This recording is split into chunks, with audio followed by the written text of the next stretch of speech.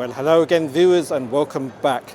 So it was in 1986 when a gentleman, then simply known as Brendan, opened the doors to Le Garrick, a restaurant that promises classic Gallic, or in other words for the rest of us, French-inspired casual dining, in the kind that is often enjoyed by those who reside outside the sprawling metropolis of Paris.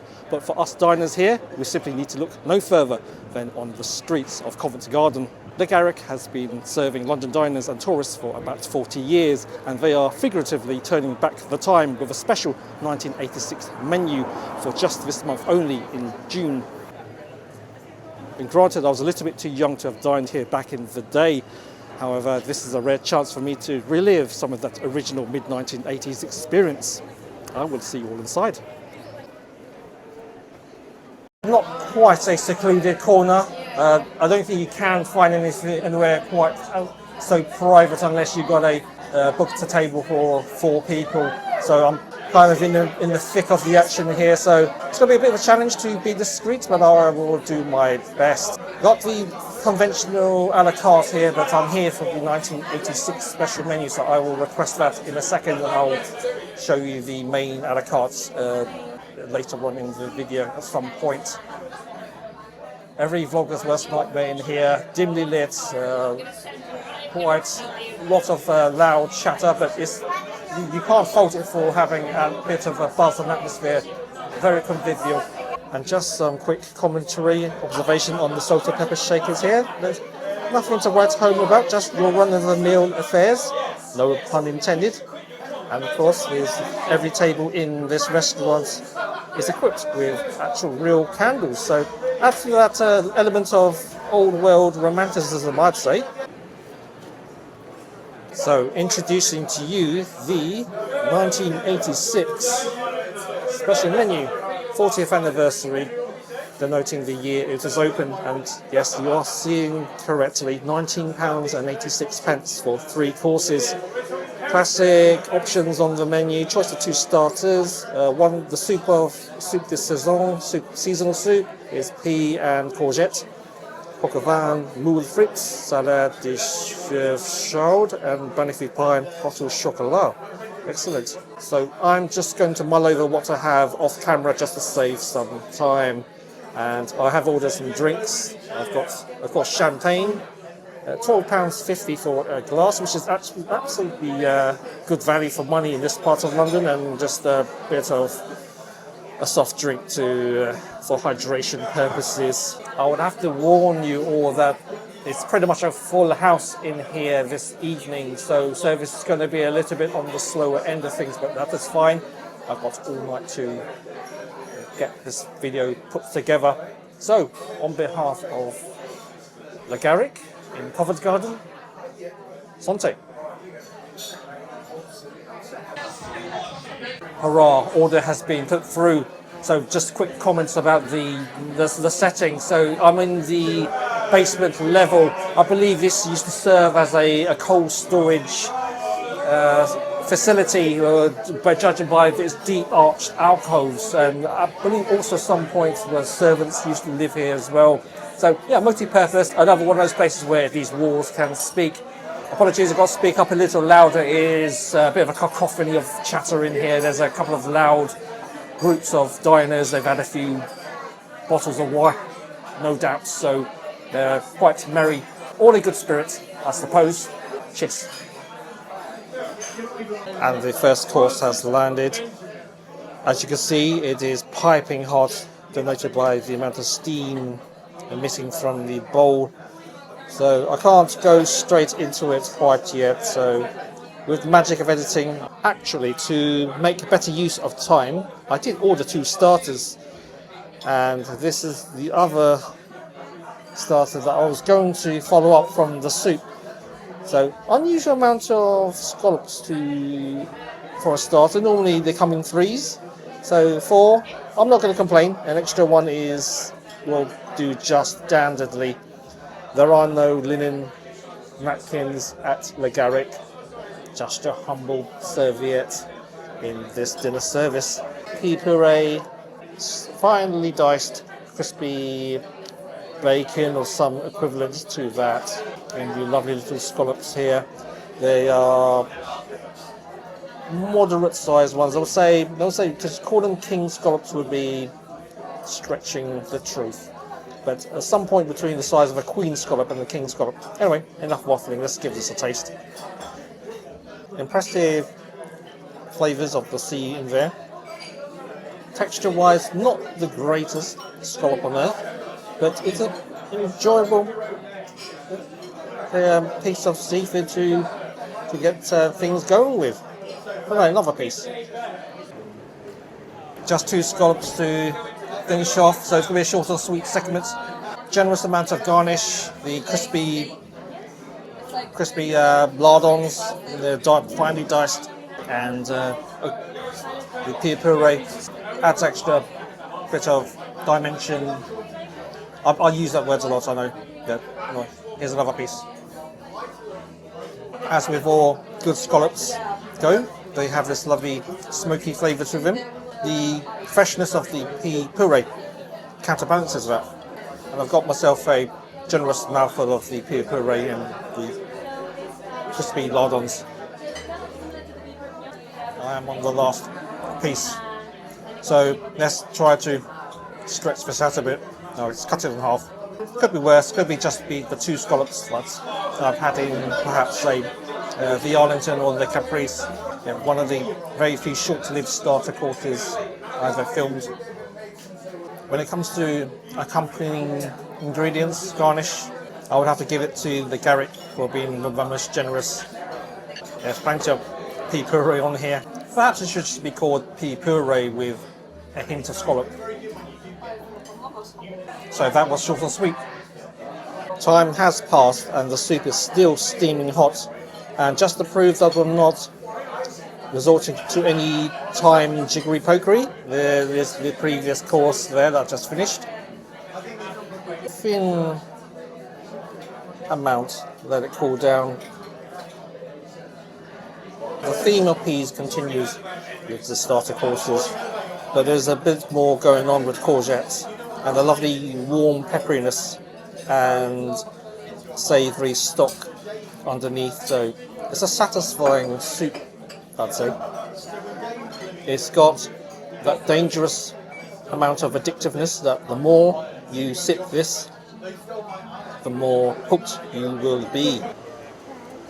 Sometimes it dawns on me that I'm in a crazy world where I'm filming myself eating soup for strangers to watch on the internet. So that's playing in the back of my head as I'm filming this, but plenty of flavour going on there, perfectly seasoned, no need for the salt or the pepper. Sorry guys. Oh, I hit a hot part of the soup there. It's still scorching underneath. What you see is what you get here in terms of food. No reinvention of the wheel, just classic, comforting French classics. There's a very loud table ahead of me, certainly projecting way beyond what they need to. It's a generous portion of soup, should tie me over. If I had a little bit of bread on the side, that would be add to the whole experience, but I've still got 2 more courses to go, so the bread's going to have to be sacrificed for this video. So while we're waiting for the main course, here's a short piece of history just to fill in the time. Despite the founder having sold Le Garrick on over 20 years ago, she still retains her French connections even after the restaurant changed hands in 2001. And if you excuse the pronunciation, a one Charles Le Pelletier, who hails from the southern western regions of France, along with his wife Dominica, both fell in love with Le Garrick. And as a result, they are both currently the proud custodians. Le Garrick is famed for its cosy and casual approach to dining and are more akin to something you'll find in a typical French village, as opposed to an imposing city grand cafe. Even to this day, the restaurant still features candlelit dining tables, and from what we gathered in the menu earlier, very approachable and comforting food options. All this makes this eatery the natural go-to French escape away from the frenzied hustle and bustle of Covent Garden. It's not champagne, this one is Cremant. It's only 50 pence cheaper, but I wanted to try the Cremant just to compare it to the champagne, so I'm going to give that a little bit of a taste in a little while. So the main course has landed, so this is the coq au vin, And I've also ordered some spinach to accompany the dish. Classic rustic meal this is. Can't get more comforting and French than this, I'd say. The stage is set. I don't know why I make these shots so dramatic. It's only a plate of food at the end of the day. So they are chopped pieces of chicken rather than sort of like the classic big quarter chicken thigh with drumstick attached. Smaller manageable pieces. It's very hot, so you can see the steam again. So you can't complain about the food being tepid here. Absolutely no chance of that. It looks to be, this is the breast, part of the breast, just looking at the texture. The chicken, oh excuse the noise there, lovely tender. Picked up various flavour from the cooking and the sauce, the white wine sauce. Exceptionally savoury. The wine that goes into this is not added any acidity whatsoever. It's just full on savoury, like a comforting slow cooked stew of a piece.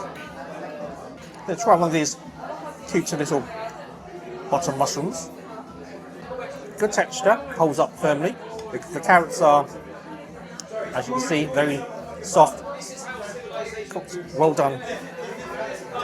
See how this fares into the mix. It's probably not a classic accompaniment, but I wanted something different from just green beans. Okay, so try and get this onto a fork. There we go. I would say this, but it works. A little bit of spinach and a little bit of chicken. The chicken just falls off the bone effortlessly. Just the one potato here. Try to make that one last. There is celery in there. Perhaps add a little bit of sharpness. It's not the largest main course on earth, but when you combine it with your starters and the forthcoming dessert, you should walk out of it feeling quite satisfied and full. £19.86. Exclude the scallops. That's incredibly good value. If you happen to be in London in June 2026, try to take advantage of the deal, but don't just spend £19.86. Be a bit generous, spend a bit more, just support the business, support these independent eateries. Oh, I've forgotten about the cremant. The colour is a little bit more deeper, more, I'd say, more golden. Fruity acidity in there. It's just like champagne, all but in where it was made. In hindsight, perhaps a lovely piece of bread, baguette, just tear a piece off and dip that into the sauce and you are in good place. You are in a good place. The amount of spinach on this side is enough for two people easily. I'm just going to make an effort to finish it because I'm in deficit on vegetables. And if I haven't mentioned it before, doesn't need any additional seasoning. The salt and pepper, just not required. Sorry guys. Maybe for dessert. More spinach. Actually, I'm making a fairly good dent in the sauce without any bread, so perhaps it's not needed after all. However, it certainly completes the meal. Something I'll bear in mind next time. I should just order bread no matter what, wherever I go in future. And the fourth and final course is here.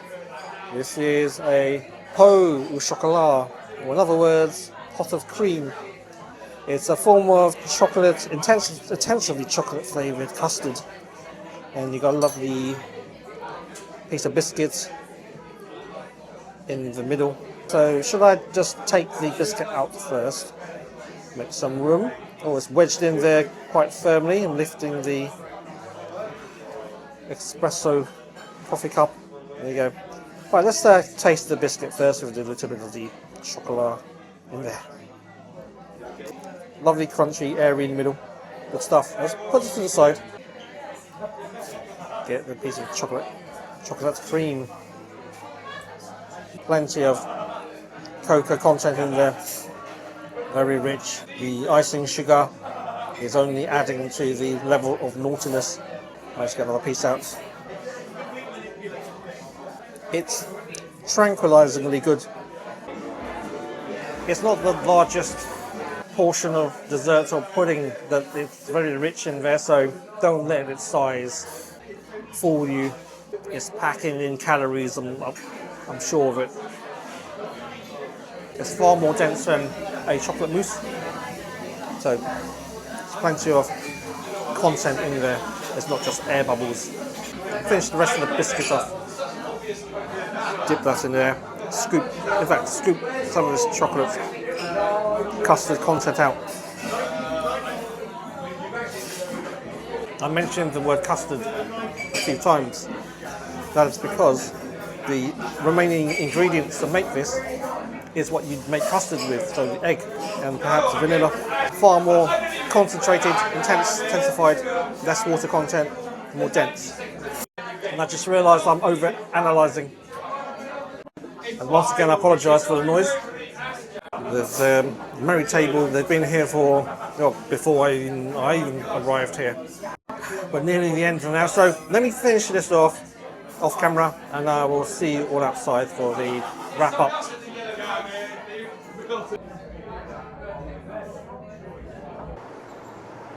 So there you have it, the Garrick, comfy and casual eating in the midst of chaotic Covent Garden. And just as with the starter, I just hope this... let's do that again. So there you have it, the Garrick, comfy and casual eating in the midst of chaotic Covent Garden. And just as with the starter, this outro shall be short and sweet. So thanks again all for watching, and I look forward to seeing you again in the next video. So until that time, you all take care now.